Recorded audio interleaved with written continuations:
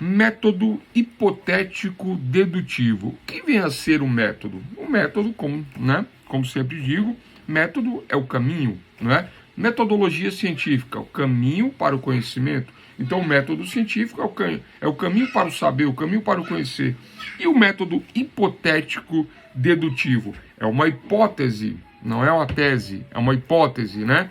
É algo menor, é algo em potencial, é a hipótese. E por que dedutivo? Método hipotético dedutivo. O caminho da hipótese que irá deduzir algo através de uma hipótese. Qual é a hipótese? Vamos aos exemplos, né?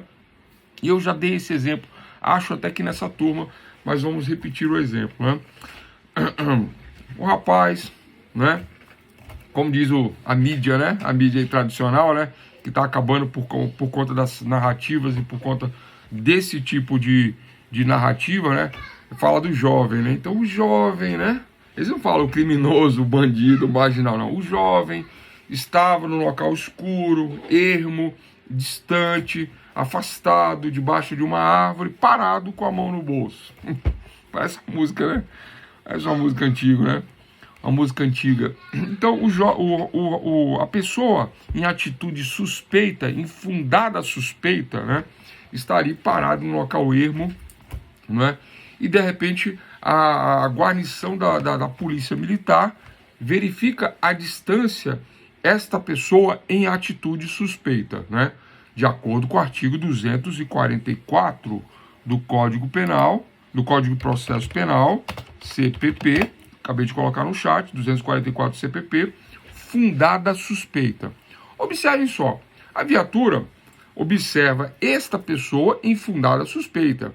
Existe, inclusive, um entendimento novo dizendo que não pode haver essa abordagem de fundada suspeita, né? Não pode haver abordagem sem provas. Esse entendimento é um entendimento minoritário, equivocado, que não faz maioria na doutrina, não faz maioria na jurisprudência. É um entendimento recente que pode sim virar maioria, mas ainda não é. Porque a fundada suspeita, né, remete o policial militar que trabalha na operação contensiva, ostensiva, de vigilância da sociedade, remete ao policial militar, né, o tino do policial, de que a fundada suspeita diz que uma hora, nesta hora do dia, vamos supor que seja por volta das 15 horas da tarde, né, um calor, né, sol e etc, clima seco, e o rapaz parado, né, em um local estranho, né, muita movimentação, para um carro, sai, cumprimenta, para um carro, sai, cumprimenta, jaquetona de couro ou de nylon, né, no sol. Então, parece suspeito. Então, 244 CPP, fundada suspeita. Baseado nessa suspeita, nessa fundada suspeita, a viatura, ao avistar o agente suspeito de longe, eles imediatamente vão em direção a este suspeito. Quando vão em direção ao suspeito, o suspeito corre, ele evade-se do local. Acho que eu já dei esse exemplo, né? Ele corre, ele evade-se do local. Então, primeira premissa, atitude suspeita, né? Jaqueta de nylon, durante o dia, calor. Segunda premissa, vários carros passam, para, cumprimenta, vai embora. Terceira premissa, quando a polícia se aproxima, o agente corre, vai embora. Ele não fica no local, ele corre, não é? Naquela tese de que quem não deve, não teme. Quem não deve, não corre. Por que ele correu? Por que ele se evadiu? Não é? Então ele sai correndo. Terceira premissa. Ao entrar dentro da casa dele, os policiais param a viatura e correm atrás dele. Com mandado ou sem mandado? Sem mandado. Sem ordem de busca. É legal ou é ilegal? É ilegal. A polícia não pode entrar na residência, invadir a residência e prender, porque é ilegal, porque não existe uma ordem judicial autorizando, não é?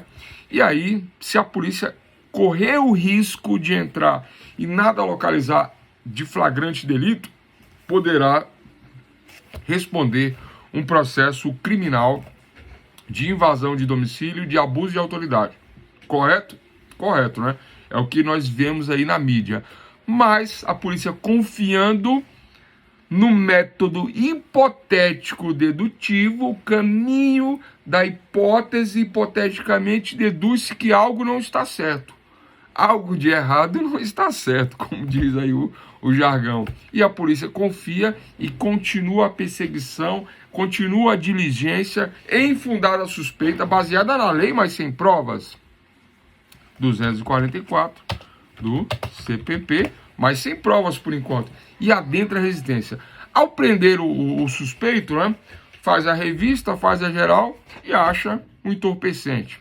Maconha, cocaína, né? Umas trouxinhas de maconha, umas trouxinhas de cocaína e o trouxinha correndo, 3 trouxas, né? Um vendendo com 2 no bolso, né? Correndo, e aí ele é surpreendido, né, com o flagrante em delito, né? Flagrante delito. Ora, se isto acontece, aí o que era ilegal passa a ser legal, porque há um flagrante, né? Flagrante de flagras, de queima, de chama, de flâmula, né? Então está queimando ali no calor do delito, né? E aí o que acontece? Os policiais dão voz de prisão e aí a partir daí, né, aquilo que parecia ilegal passa a ser legal por conta das 3 premissas anteriores. Método hipotético dedutivo. Deduziram que através da hipótese de uma fundada suspeita, a qual ele estava suspeito nessa situação em que parava um veículo, ia embora, parava outro, ia embora, cumprimentava. Durante o dia, uma jaquetona, essa jaqueta de nylon, né, que o pessoal gosta, né, moletom, no sol, né, e cumprimenta todo mundo e conhece todo mundo, parece político, né? Então, 2 premissas. Essa de cumprimentar várias pessoas, vários carros, né? Parece um movimento estranho, né? Parece um movimento diferenciado, uma premissa. Segunda, o tipo de roupa. Não, pessoal, não estou sendo preconceituoso. Eu não falei que era uma roupa assim ou assado. Falei que era uma roupa inadequada para o clima, o local, o horário, né? Falei desse tipo de roupa, né? E é isso que acontece na prática. Então, segunda premissa. A terceira premissa, quando ele avista a viatura policial, ele corre. Na tese de quem não deve, não teme. Aí dá segurança para os agentes da lei, da polícia, dá segurança. Olha, ele correu, então vamos atrás. Aí sai todo mundo disparado e pega ele. Que é a terceira premissa. Quando adentra o ambiente que faz a revista, aí na revista surpreende com o entorpecente. Com a apreensão do entorpecente, confirma o flagrante delito. Método hipotético dedutivo. As hipóteses anteriores, por dedução, não é, confirmaram a flagrância delitiva. Pergunta: qual é o crime? Doutores e doutoras, Brenda, Eliseu, Guilherme, Júlia, Leandro, Luiz, Márcia, Wilson. Qual é o crime? Qual é o delito? Não é? Vamos continuar a análise, né? Ainda não chega. Por que vamos continuar a análise? Porque dentro da hipótese, né, da hipótese do delito ao qual suspeitamos, pode ser uso de entorpecentes, ele pode ser um usuário de entorpecentes, mas pode ser tráfico de entorpecentes, pode ser venda, pode ser comércio, né? Lembrando que comércio é um ato legal e tráfico é um ato ilegal, mas ambos são comércios. Comércio, né? Tráfico e comércio, né? Então, olha só para, né, relembrarmos a questão do termo. Então, olha só, qual é o delito, né? Na hipótese, o que podemos deduzir desta hipótese? Podemos deduzir um tráfico, podemos deduzir o uso, e aí vamos à lei, a legislação penal especial, não o Código Penal, a legislação especial de entorpecentes, Lei 11.343 de 2006, e temos o artigo 28, que é usar, e temos o artigo 33, que é o tráfico, o comércio de entorpecentes. Ambos ilegais. A diferença é que o tráfico é um mal para a incolumidade pública, um mal para a sociedade, enquanto que o uso é um mal para a própria pessoa. Ela faz mal a si própria, neste entendimento que temos atualmente da lei e dos artigos que eu acabei de mencionar. Por que esses entendimentos? Né? Basta verificar a pena, tráfico de 5 a 15, né? Enquanto que o uso é só uma advertência. né? Pelo próprio entendimento da penalidade, não advertência, que é advertência nada, né? É como se estivesse liberado, não está, mas é como se fosse, porque advertir e não advertir, o resultado é o mesmo, mesminho, né? Antes não advertisse, antes você desse realmente aplicasse realmente uma pena que venha a condizer com o resultado, mesmo que fazendo assim, mal a si mesmo, né? Mas uma sanção que possa efetivamente trazer um resultado, modificando o entendimento da pessoa de que aquilo é ilícito, é ilegal. Bom, continuando o método hipotético dedutivo. Então, nessas três premissas, né? Visualização da atitude suspeita, né? O horário, as roupas não condizentes com o local, a movimentação diferenciada, aí a gente corre ao verificar a autoridade policial. Então, todas essas premissas,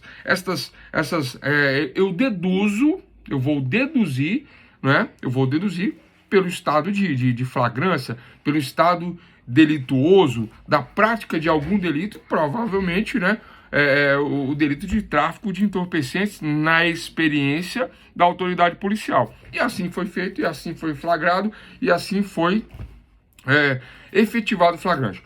Na continuidade das diligências policiais, né, os policiais encontram, né, eles logram encontrar outros apetrechos relacionados à atividade do comércio. Quais são eles? Acham só para exemplificar, acho um livrinho desses aqui, né? Com várias anotações, né? Seda fina, tecido fino, chá, que mais? E etc, etc e tal, né? Várias anotações. Bom, os policiais acham um caderno como esse. Apreendem o aparelho telefônico do suspeito. Pode fazer apreensão? Há entendimentos que não, a jurisprudência que não, mas a doutrina não diz que não pode e a lei nada se pronuncia nesses termos. E há entendimentos que sim, que pode fazer apreensão, não é? Bom, e agora vem a Lei Geral de Proteção de Dados que diz que não pode. Mas, ora, se estamos falando de uma situação de flagrância, né, delitiva, o que acontece? Normalmente, né, não pode. Né? A regra é não poder invadir a privacidade, pegar o telefone, etc. Essa é a regra, essa é a norma. Mas quem é que conhece a regra, quem é que conhece a norma? E estando em estado de flagrância, como que a coisa costuma funcionar? Né? Abre aí, senão o mandado vai comer na cara, nas costas, na costela. Né? E é desse jeito que a coisa funciona. E falar que não é verdade, infelizmente ou felizmente, é assim que funciona. Mas aí naquela hipótese, agora esquece isso, na hipótese de quem não deve não teme, o suspeito flagrado, ele franquia, ele autoriza a investigação do seu aparelho telefônico e fala, não pode olhar, não tem nada aí que vá me incriminar, porque eu não estou fazendo nada de errado. O entorpecente que eu carrego comigo é para o meu uso pessoal. Ponto. Pessoal, qual é o delito? Ainda não sabemos qual é o delito, se é tráfico ou se é uso. Mas as hipóteses me levam a crer, por dedução, tratar-se de um comércio. E nas outras diligências, os agentes não acham mais nada, né? E aí conduzem o flagrado ao distrito policial. Ao chegar no distrito policial, né, ele dá a versão dele de usuário, e diz que é usuário, né? Mas não acharam balança de entorpecentes, não acharam papel alumínio, plástico, fita isolante, fita crepe, não acharam pinos, né? Aqueles pinos chamados ependófres, né? Que se coloca o entorpecente para venda, não achou selos, não achou envelopes, que mais que tem nessa situação? Então, esse material normalmente relacionado ao tráfico de entorpecentes. Não achando nada disso, né? O delegado fica na dúvida. Mas, na dúvida, neste primeiro momento, né, tendo em vista a incolumidade pública, a saúde da sociedade, né, então, na dúvida, indúbio pro società. Anote aí. Na dúvida, favorecer a sociedade. Indúbio pro società. O réu ele só é favorecido no final do processo, na sentença. No início, Na dúvida, se favorece a sociedade. Como se favorece a sociedade? Fazendo a persecução penal. O que é a persecução penal? Processo penal, processo de tráfico. Vai ser feito processo de tráfico para avaliar se ele é inocente ou culpado. Utilizando o método hipotético dedutivo, né? Então pegamos toda esta análise, todos esses fatos, mas ainda tem um caderninho ainda. E o caderninho ainda, né? E aí é colocado no processo. O réu sai, ele pode ficar preso ou pode livrar-se, né? Como diz, livrar-se solto, né? Um termo que se usa em um jargão jurídico, livrar-se solto, né? Então pode-se fazer dessa maneira. Mas, para isso, o delegado teria que entender que o flagrante, né, é um flagrante de uso e não de tráfico. Mas o delegado, analisando o caderninho, entende se tratar de tráfico de entorpecentes pelo método hipotético dedutivo. Que método é esse? Tende a superar as limitações do método dedutivo e indutivo. Né? Vamos esclarecer. O método dedutivo parte de princípios considerados indiscutíveis. O método dedutivo parte de princípios considerados indiscutíveis para chegar a conclusões gerais apenas utilizando a lógica formal, o raciocínio silogístico. Vou explicar a diferença depois de uma lógica para um silogismo. Tranquilo? Então eu vou repetir o conceito. O método dedutivo parte de princípios considerados indiscutíveis para chegar a conclusões gerais apenas utilizando a lógica formal, o raciocínio silogístico. Bom, então, em síntese, em resumo, é isso, né?